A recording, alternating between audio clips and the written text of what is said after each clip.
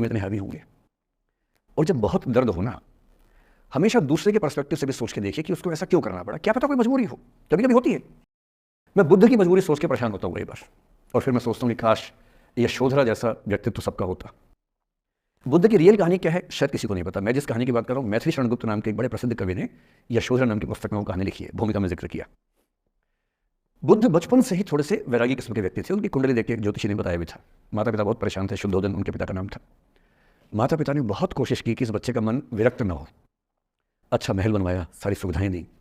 जैसे ही बुद्ध थोड़े से किशोरावस्था में आए, उस समय की दुनिया की सबसे खूबसूरत महिला से, लड़की से, यशोधरा से उसकी शादी करवा दी। यशोधरा के पिता ने काफ़ी एग्जाम लिए बुद्ध जी के, वो सारे एग्जाम में पास हुए, तब जाकर शादी हुई, ऐसे नहीं हुई, शादी हुई। तो बुद्ध भी ठीक था, रमे रहे उस जीवन में। बेटा हुआ उनका राहुल। अब बुद्ध की विरक्ति का भाव बढ़ता जा रहा था। 29 साल की उम्र के आसपास ऐसा हुआ कि उन्होंने एक मृत व्यक्ति को देख लिया, एक बूढ़े को देखा, एक भिखारी को देखा, एक बीमार को देखा, व्यर्थ हो गए और उनका मन हुआ घर छोड़ दूं, ज्ञान की खोज में चला जाऊं। अब ज्ञान की खोज में जाएं, उनको पता है कि भाई मेरी पत्नी भी है, मेरा बेटा भी है, राज्य भी है, कैसे छोड़ दूं? छोड़ना जरूरी है। अंदर की आवाज़ है कि छोड़ो, तुम इस चीज़ के लिए नहीं बने हो, तुम्हारा स्वधर्म कुछ और है। बाहर की जिम्मेदारी है कि छोड़ नहीं सकते। मैं अनुमान करता हूँ कि बुद्ध ने शायद अपने पिताजी से कहा हो कभी कि पिताजी मैं बहुत परेशान हूँ, छोड़ना चाहता हूँ। तो पिता ने समझा बुझा के मना किया होगा कि बेटा शोभा नहीं देता, ऐसा मत करो। हो सकता है पत्नी से भी बात की हो, पत्नी ने भी कहा हो कि ये क्या बात हुई, हम सबका जीवन तुम पे टिका है, बच्चा अभी बिस्तर से भी नहीं उतरा है, अभी तो चलना भी नहीं शुरू किया है, तुम ऐसी बात कर रहे हो। इसका जिक्र नहीं मिलता इतिहास में कि ये बात हुई कि नहीं हुई। और एक दिन बुद्ध ने तय किया और वो आधी रात को पत्नी और बेटे को सोता हुआ छोड़ के चले गए।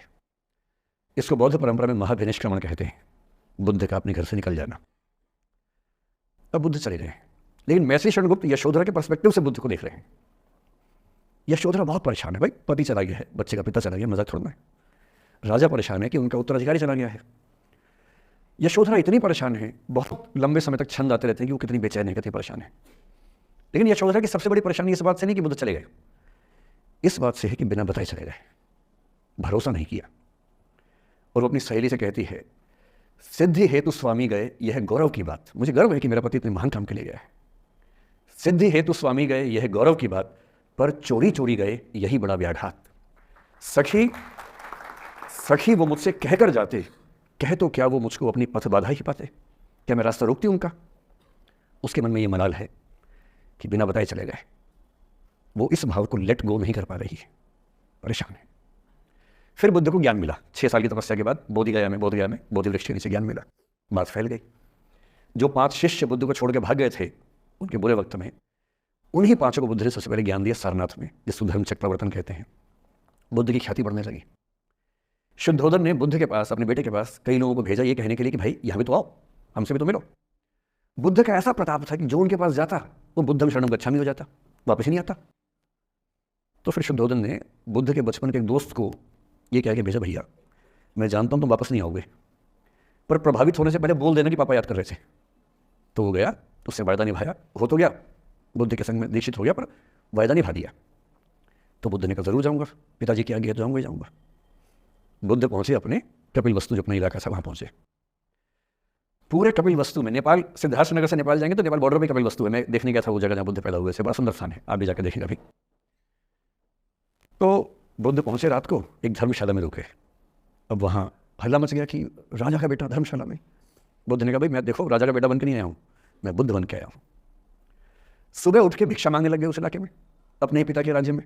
पिता ने सिर पीट लिया कि भाई क्या कर रहा है। फिर बुद्ध ने सूचना भिजवाई कि मैं बुद्ध हूँ, बेटा हूँ संयोग से, ठीक है मैं आ रहा हूँ मिलने के लिए, पर मैं बुद्ध होकर आया हूँ, मेरी चर्या है, नियम है, मैं भिक्षा से ही जीवन जीता हूँ अपना। ठीक है, पिताजी ने कहा चल कोई बात नहीं।